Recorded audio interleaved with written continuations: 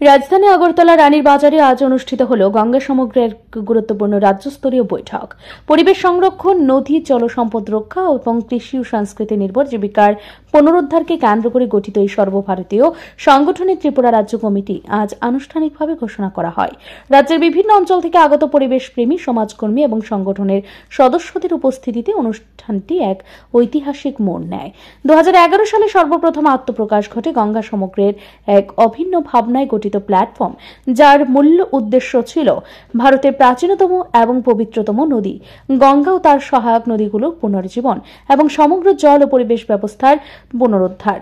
এর সাথে সংযুক্ত হয় নদীঘাট, পুকুর, জলাশয়, বৃক্ষরোপণ, জৈব কৃষি এবং সংস্কৃতির সংরক্ষণ, যা একবিংশ শতাব্দীতে টেকসই উন্নয়নের মূল ভিত্তি হয়ে দাঁড়িয়েছে।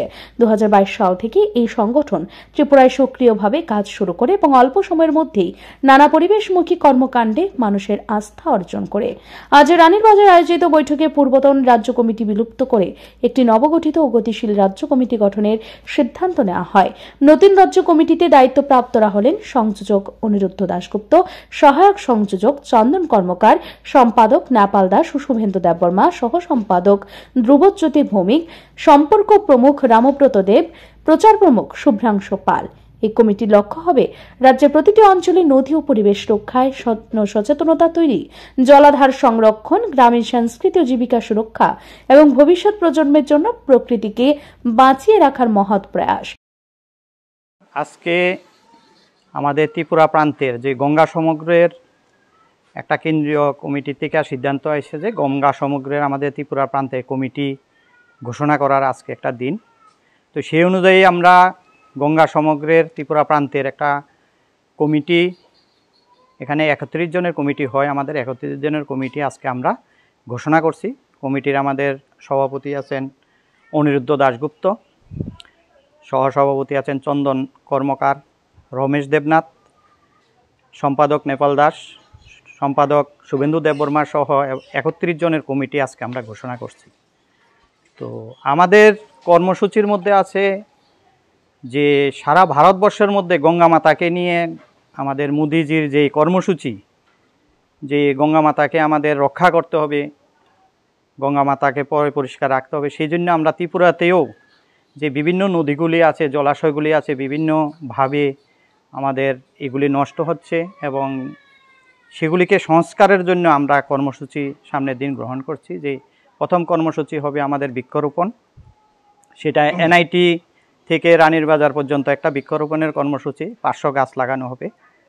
এমনিতে আমাদের আসাম আগরতলা রোডের যেই সড়কগুলি, সেগুলির জন্য প্রচুর গাছ আমাদের কাটা হয়ে গেছে, সেগুলিকে পূরণ করার জন্য আমরা নতুনভাবে আবার কর্মসূচি নিচ্ছি। সারা ত্রিপুরায় যে গাছ লাগানো হচ্ছে, এর মধ্যে আমাদের মূল কর্মসূচি থাকবে গাছ লাগানো আর নদীগুলিকে সংস্কার।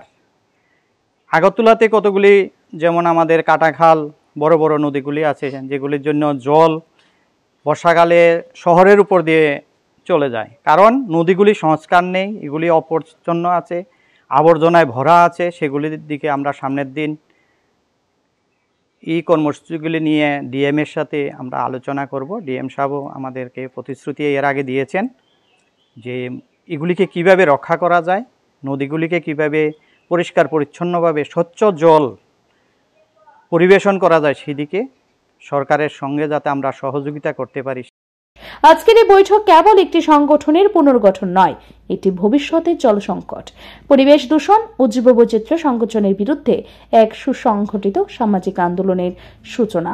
পরিকল্পনাগুলি হল রাজ্যের প্রতিটি নদীর ঘাটে পরিচ্ছন্নতা অভিযান, জলাভূমি ও পুকুর সংরক্ষণ, বৃক্ষরোপণ কর্মসূচি, মৎস্যজীবী ও মাঝি সম্প্রদায়ের উন্নয়নমূলক প্রকল্প, লোকসংস্কৃতি ও পরিবেশ সচেতনতা শিক্ষার প্রসার। এই কর্মকাণ্ডগুলি শুধুমাত্র পরিবেশ রক্ষার হাতিয়ার নয়, বরং গ্রামীণ অর্থনীতি ও সংস্কৃতির পুনর্জাগরণে এক কার্যকর ভূমিকা পালন করবে।